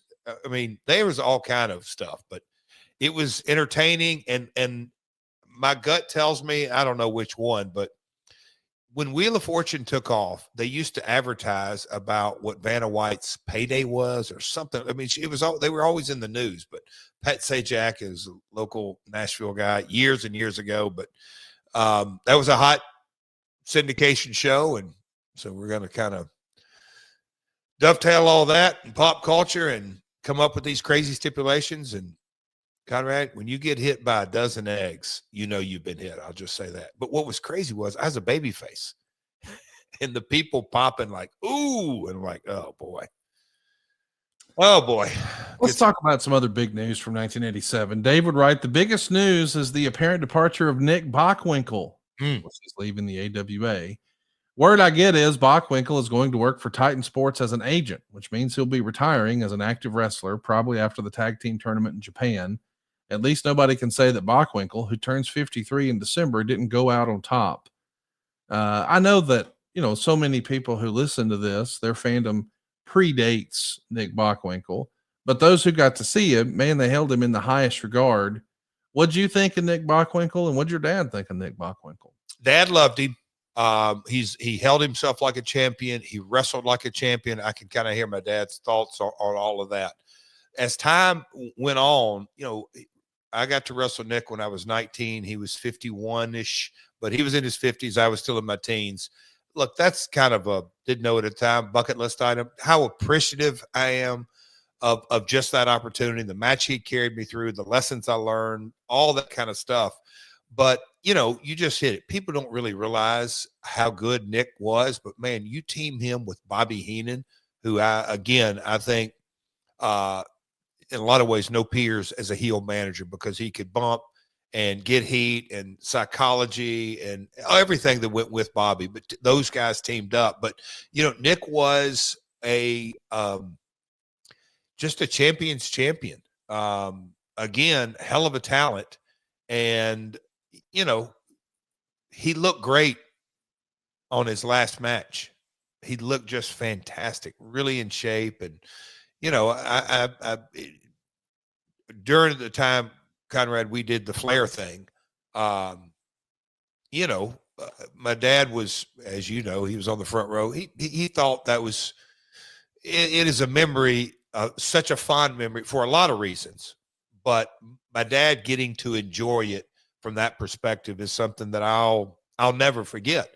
But, we had different conversations, and, we one of them was bringing up Nick and just how good a shape he was in, and kept himself. And I remember my dad saying, yeah, back in those days, AWA ran 10, 12 dates a month, maybe 13.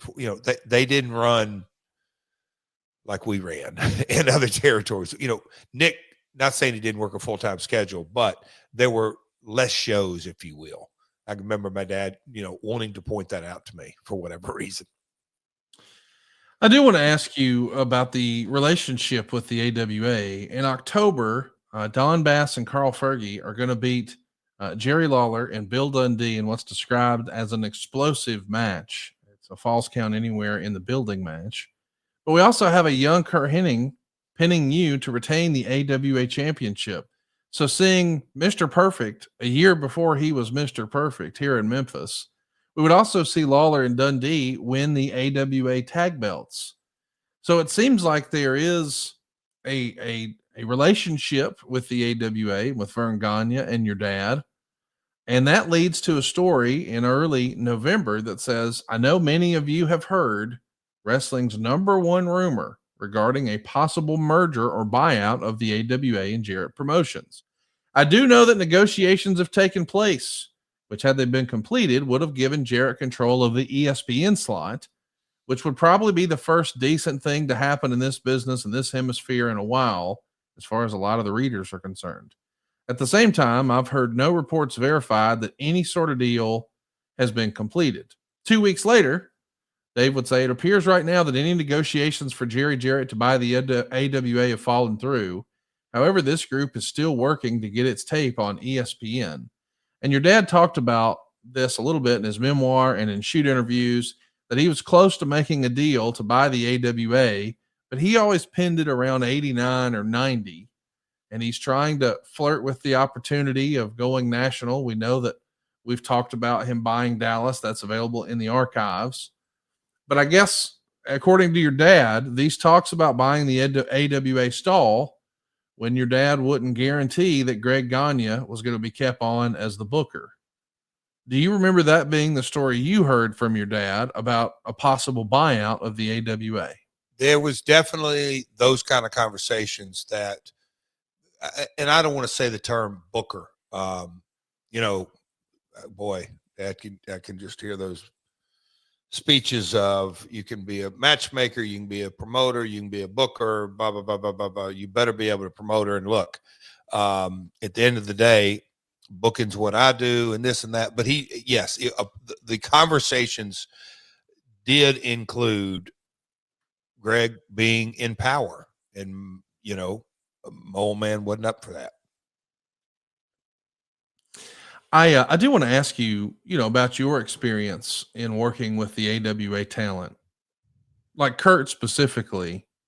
I know that we've spent a little bit of time talking about guys you enjoyed sharing the ring with, and guys you learned from.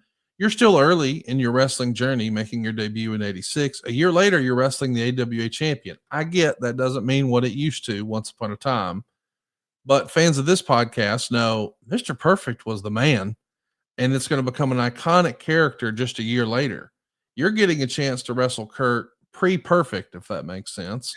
What was your experience like working with Kurt? Did you learn from Kurt? What did you take away from that? A ton. And, when I think during, so again, started in April of 86, I'm just a year and a half. I mean, not far at all. And we'll call it the Akio Sato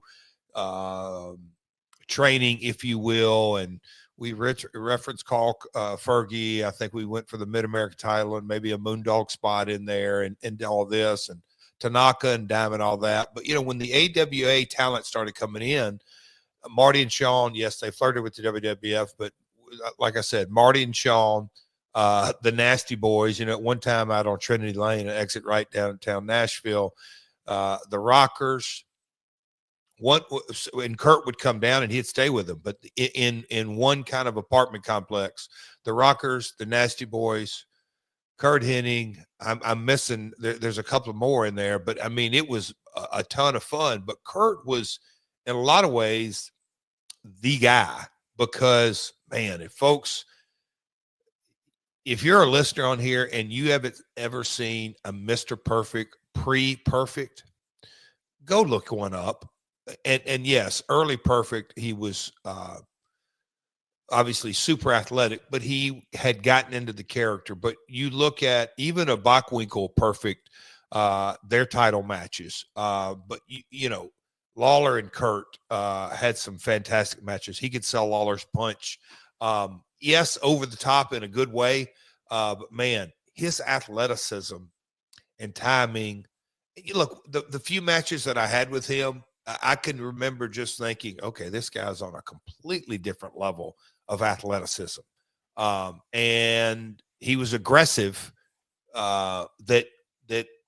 again, when I look back, maybe I tried to take a page out of his book at different points during my career. He just had a natural aggression, which in a good way that, he wanted the fan consumer to dial in to, this is a competition. He was big on false finishes and just try to win. And he came, his dad wrestled, so he's second generation and viewed it as such, that he definitely had a lot of old school in him in a good way. I'll say that. I want to ask you about an article that ran in multi-channel news. The Observer would recap it, saying attorneys for the Wrestling Network, which is owned by Jim Crockett Promotions, have sent a written request to Titan asking that the WWF drop a clause in its contract with cable operators which prohibits cable companies from promoting, marketing, advertising, or presenting any wrestling event 60 days prior to and even 21 days after a WWF event. The same article also contained comments from James Troy of Titan Sports, the vice president and in charge of pay-per-view, who said the clause was necessary so it wouldn't create any confusion in the marketplace between the two products. Troy also said the WWF wouldn't waive its protective clause as a result of the letter. Of course, we know that Bill Watts, once upon a time, would talk about antitrust lawsuits, and Crockett made some noise here about a potential lawsuit. And he had previously sued Titan over some of their anti-competitive arena contracts because we've always heard there were Titan buildings. So the same methodology that Vince had used with buildings like Madison Square Garden, and certainly in Boston and Chicago and a lot of other major markets, Los Angeles comes to mind. Those were sort of Titan buildings, and we're not going to let anybody in there because of these clauses. Hey, you can't come in for 2 months before or 1 month after. Well, if Titan gives them 4 dates a year, they're effectively blocked. I mean, that's it. You don't have any shot to come into the building. So when they try to do that on pay-per-view, you can sort of see the tea leaves and say, hey, well, they had WrestleMania and they've announced one for Thanksgiving. If they just drop 2 more in there and keep this, you can't have 2 months before and you can't have 1 month after. we can essentially block everybody from being able to run a wrestling pay-per-view. It'll just be ours. I can appreciate the gamesmanship and the cutthroat aspect of that. Like, that's a shrewd businessman. But why didn't more people try to throw the flag on antitrust lawsuits back then? Because you could have won that. And it's crazy to me to think that Crockett didn't win it. Watts didn't win it. Court Bauer and MLW won it. I wouldn't have had that on my bingo card. Respectfully, I like Court. I'm not shitting on Court, but they were doing this shit in 87. Did your dad ever have a take on this at all? Did he think, man, it's pretty savvy, good for them if they can get it? Or was he ever frustrated in wanting to throw the flag on this sort of behavior? Well, I mean, we talked about Super Clash, and I think after that, my dad had almost zero aspirations truly to get into that territorial or national promotion sword fight, because he knew that he was undermatched. And I've heard him say, not on this specifically, Conrad, but you'll know where I'm going with it. Son, I don't want to go shuffle paper and run my bill up. It ain't worth it.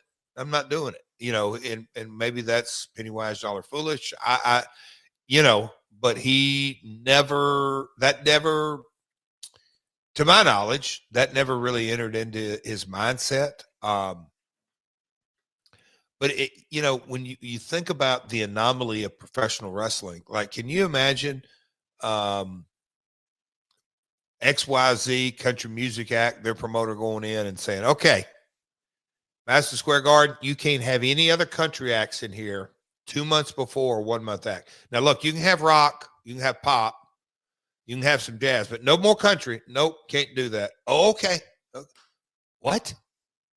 You know what I mean? Just the anomaly of professional wrestling, and how, I guess you could say, how unique it was, and how Vince was playing chess way back when, and so many others were still playing checkers. It's just amazing to see how it all evolves in 1987, and it's such a big year because the big news keeps coming. Of course, we know that Ron Fuller is going to sell off the Alabama side of Continental. We touched on that last week in our Eddie Graham topic, but that was 1987. He's going to keep the Tennessee side of the territory for himself and call it USA Wrestling. Do you think that Ron ever reached out to your dad about possibly trying to sell him Continental, or did he know your dad's not going to fall for that? He's got to go to somebody in Montgomery named David Woods. My old man would have, no, they would chuckle. But, there were different times because, man, it gets twisted here on the families. Ron's father, Buddy Fuller, and my dad were business partners on land, on a lot of things outside of wrestling. And look, Buddy is the father of Robert and Ron Fuller, old school promoter who was partners in the Goulash Welch, and it really gets complicated in there. But there were conversations on, hey man, maybe we can send talent over to Knoxville, Johnson City, Birmingham. Chattanooga was kind of a dead town because the TV never really took off from a time slot as it got into the 80s because they had lost TV. But no, Ron was, they were making their go at really Knoxville and bringing Bullet up and doing box office with him. But, that's probably a good question to ask Ron, Conrad, if we can ever get around to. Why did y'all choose to sell the South End? Was it because David and you had a buyer there, or Knoxville was your home at the time and you wanted to make run of just that? Because that Knoxville to Dothan, that was a long haul back then. I don't know. That's kind of food for thought. I've seen interviews before with not Ron Fuller, but his younger brother, Robert Fuller, who we all knew as Colonel Parker on WCW. And he basically lays out that Jerry Lawler was not fond of him. They did not get along. And he also admits he didn't hold Lawler in high regard because he wasn't this badass. He didn't have this great pedigree. He wasn't a tough guy. And he felt like Jerry was just enamored with his promos. But he admits that Lawler's promos brought out the best in him. But I guess there were some issues in the ring, maybe with Lawler not being a big advocate for getting color, and maybe Robert saying, "Oh, I'll help you with that." Have you heard stories about that before? I have. You know, we did I love the episode on Eddie Gilbert. There may be a Ron Fuller era, because Robert was very instrumental in my career during this, not long after, was it 88, 89, anyway. But you know, God, man, a lot of stories there with my dad, and we could talk for hours, Conrad, but I did hear the Juice story. Trying to think, I'm trying to piece that together. Well, no, I mean, I've heard the story. I just wanted to know, do you think perhaps Lawler not being a big fan of Robert meant they didn't even approach your dad Oh, about just because of the residual heat from years prior? the bingo. Yeah. Of course, by December, the big story is that Fritz von Erich has sold the world-class promotion to a group headed by Kid Mantell. We've discussed this a little bit in the archives, but man, just to recap, Watts has gone down. The Florida office has gone down. Nick Bockwinkel's leaving the AWA. Fritz is out. Montreal. I mean, they're dropping like flies. Florida. But one of the things that's still standing, at least in a handful of states, are these athletic commissions. And the Pennsylvania House State Government Committee makes a recommendation that the state athletic commission should be abolished. And that's kind of a big story. And at that point in 1987, Tennessee had at least stopped sanctioning wrestling, but Kentucky was still doing it. What did you think of athletic commissions being involved in professional wrestling, Jeff? From the day I broke in, I've truly, in no disrespect, got good friends through the years in the Kentucky State Athletic Commission. I've gotten to know people in DC and Baltimore and obviously New York and South Carolina and the different commission states, Missouri. God, I could go on and gotten to know these guys and know them personally. But to take a step back, like Vince's beef and lawsuit and head to head and all of that really broke things wide open. You talk about the antitrust, and it took years and years. I can't believe, like, at any point, our business originated from the carnivals before there's TV. Okay. So it goes way, way, way. Like, how in the world have we ever been under True Sport, athletic commission? It just, to me, it's a money grab from the beginning. Like, you can send, restaurants have the restaurant board, and it just, I don't know, Conrad. I've never got it from day one. It's never made sense. It is, we are entertainment. Yeah, I don't know. We're not true competition. So how in the world it ever fell under an athletic commission? Look, I'll just say it's the government. I'll be polite. It's a government money grab. Well, I'll tell you, there's been times in business where I felt like I was a money grab. I started advertising. I started doing mortgages back in 2001. And in 2009, I decided I wanted to start advertising on radio and television and get some more leads. And along the way, I had to kiss a few frogs. I mean, I figured out how to buy radio and how to buy TV, but I knew even back in 2009, people are consuming things differently. This digital thing, man, I need help with SEO. I need help with pay-per-click. I need help with targeted display. And these days you can have streaming ads on Hulu or YouTube or even Amazon. And if your company does any of that, I want you to go right now to conradsguy.com and let my buddy Eric take a look. Especially if you're in B2B or retail or food and beverage or manufacturing or nonprofits, certainly mortgages. Envision can improve your results. If you're a small business owner, maybe you own a window washing company or a house cleaning company, or a contractor, or you're doing remodels or gutters or landscaping or whatever it is, and you need help advertising today, because that's what really grows your business. I'm proof of that. It's been the story of my life for the last 15 years. but I've bought a lot of wrong stuff. I've paid a lot of stupid tax. And what I've learned is a lot of times when people come in and say, "Oh, we've got a great digital plan for you," they're just a radio person or television person reading a script. They don't really know. They're not a specialist. They're not a professional. Not like Eric Nichols is at Envision Marketing Consultants. These guys are studying these algorithms that change daily. Hell, sometimes it feels like hourly. And as things are changing, they're on top of it. And that's what I needed. And that's what worked for me. I encourage you, if you're ready to help take your business to the next level, do what I did and just talk to Eric over at conradsguy.com.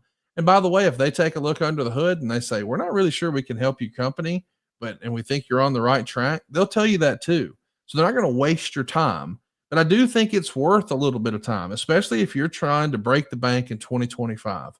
If you're ready to have more money at the end of the month in your business and really grow your business, the way to do that is to put some Miracle Grow on it. That's advertising, but do it the right way. Do it the cost-effective way and get trackable, tangible results. ConradsGuy.com can help. Go check out Eric. Eric is the man. I'm a big believer. I'm a big fan, and I think you will be too. Eric Nichols, Envision Marketing Consultants, is ready to go to work for you right now at ConradsGuy.com. Listen, Jeff, we know that you right here at the end of the year in Memphis, we're going to have a big show, 4,000 fans or so, and we're going to hold a tournament to sort of unify the singles titles. Jerry Lawler's been the Southern champion. You've been the Mid-American champion, and Manny Fernandez has been the international champion. Do you remember your dad's thinking in doing this? Were they thinking that they didn't want to sound regional, so let's get rid of Southern?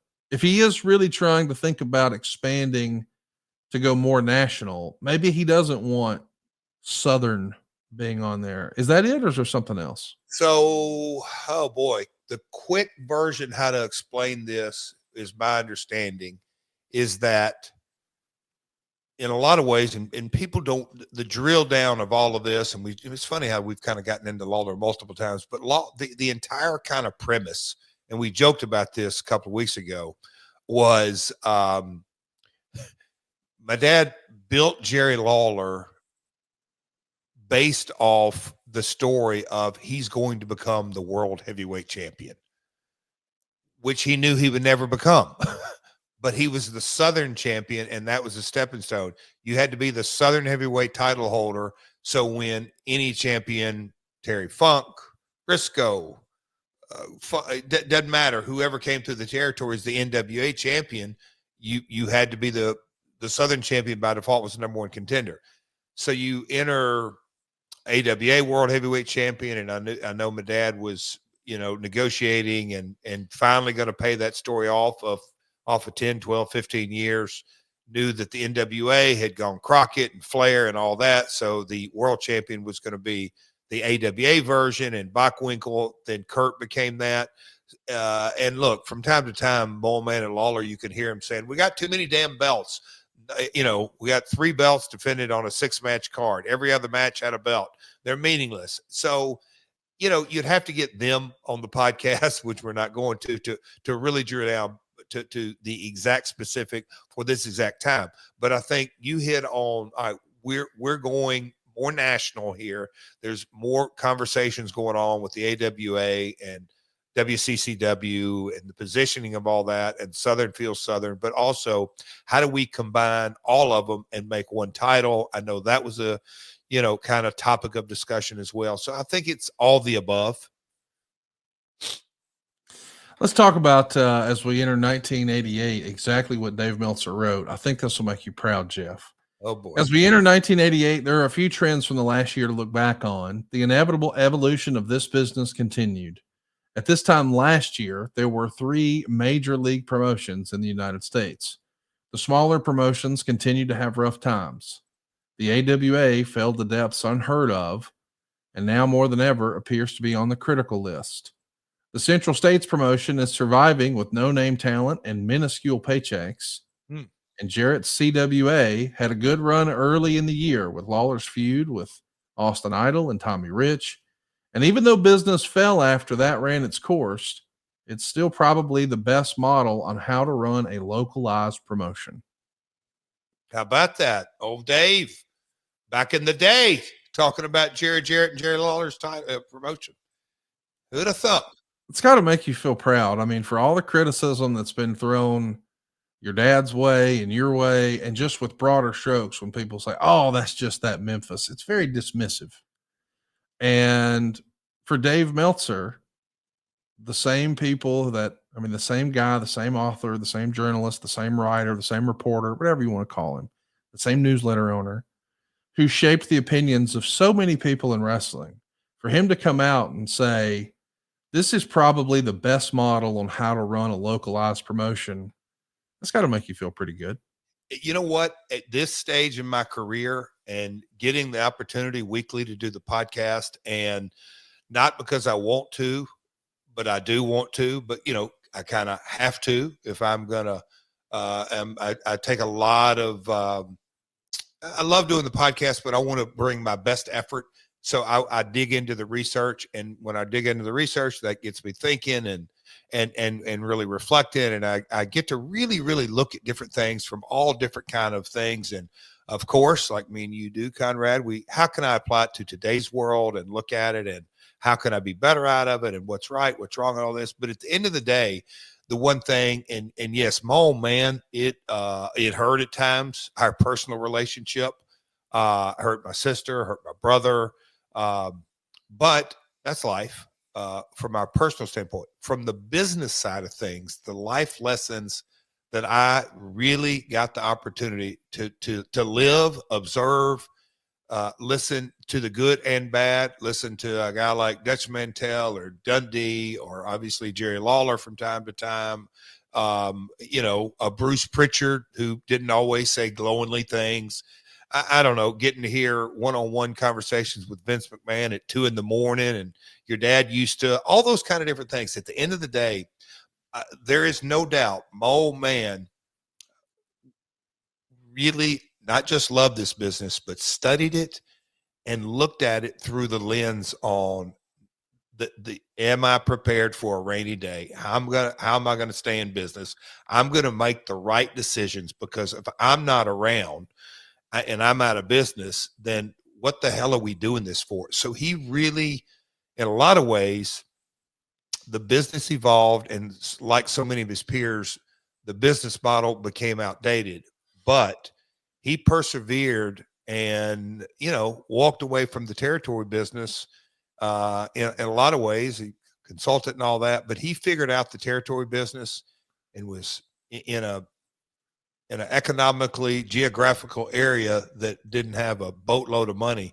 He figured it out, and he really did some lasting things in this industry, that the foundations still exist to this day. And I'm very proud of that for him. You should be. And I want to ask you our final question about 1987. As we're rounding the bases on the year, if you could just take yourself back to a minute of, I don't know, self-reflect about the end of 1987, channel your inner 20-year-old, as crazy as that is to sound. What do you think your aspirations were in the business at the end of 87? Do you think it was to go out and jump to the WWF one day and work for New York and work on one of these WrestleMania cars? Was it to have an LJN action figure? Did you hope to inherit the family business? And I'm just going to take over where my dad left off, and I'm going to be a promoter right here in Memphis. And we know that, the business is going to change and the industry changes, but we didn't know all of that in 87. Did you think you were going to take over the local family business? Or did you know, even in 87, my aspiration is to leave the family business and go out on my own? And if I can make it in New York, I can make it anywhere. Conrad, is it you're saying that? I'm trying to drill down. I'm 20. Yep. I'm less than a year, or just a little more than a year from a basketball court. And I got into something that I loved, but so much sooner than I ever, at this stage, I'm thinking I'm playing hoops my sophomore year of basketball, and maybe, getting into going ready for junior year. So when 87 kind of came to a close, what I was 100% dialed into is that I have to become I have to become a bona fide main eventer in this territory if I'm going to have a career. And that's a tall order. Now, again, I didn't have the wisdom and the thoughts, but man, I wanted to be on Lawler's level. And I knew time, you know, my dad would say, "Hey son, you're so young." And I'm like, I don't want to hear that. I want to get there as fast as I can. But getting to work with a Bockwinkel and a Kurt Hennig and listening to the people going, I can do this, you know, because you just don't know when you get in. Yeah, I wanted to do it. Skinny, you know, at this point, I'm 180, 85. But man, oh man, I wanted to be the absolute best wrestler I could possibly be. And Lawler was my standard bearer. I love thinking about what could have been, you know, a few little changes in 1987 and it all looks a whole lot different. I'm not upset the way it turned out though. We've had a blast talking about the end of 1987 and next week we're going to be talking about TNA Genesis 2010. Oh yeah. The Hulk Hogan run in TNA is just getting started. We got AJ Styles and Kurt Angle in the main event. Ric Flair's involved, Bobby Lashley, and so much more. If you haven't already, go hit the subscribe button. Do it right now. It's easy to do. It's myworldpod.com. That's your home for all things Double J. And if you've got questions about next week's topic, well, you can interact with us on social media. It's at myworldpod on Twitter, Facebook, and Instagram. Of course, you can also catch Jeff Jarrett at Real Jeff Jarrett on all of the social media platforms.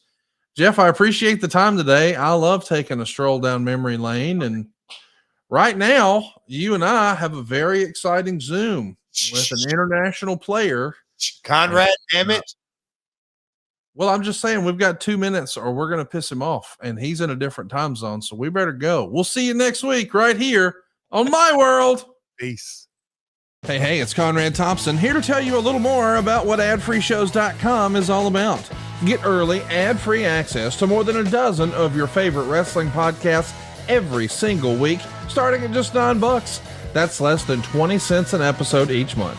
And yes, you can listen to them all directly through Apple Podcasts or your regular podcast apps. How easy is that? Ad-free shows also has thousands of hours worth of bonus content and docuseries like Title Chase, Eric Fires Back, Conversations with Conrad, and The Insiders. Plus new series like The Book with David Crockett, Monday Mailbags with Mike Chioda and Nick Patrick, and a whole lot more. And you want to talk about early? You can't get any earlier than listening to the shows live. You can be a part of the live studio audience as we record the podcast. Plus, ride shotgun alongside your favorite childhood heroes for live watch-alongs, Q&As, and other interactive experiences every single month. Come on now, see for yourself what thousands of other wrestling fans from around the world have discovered, that adfreeshows.com is the best value in wrestling. Check it out today, and hey, when you do, the first week is completely free. adfreeshows.com.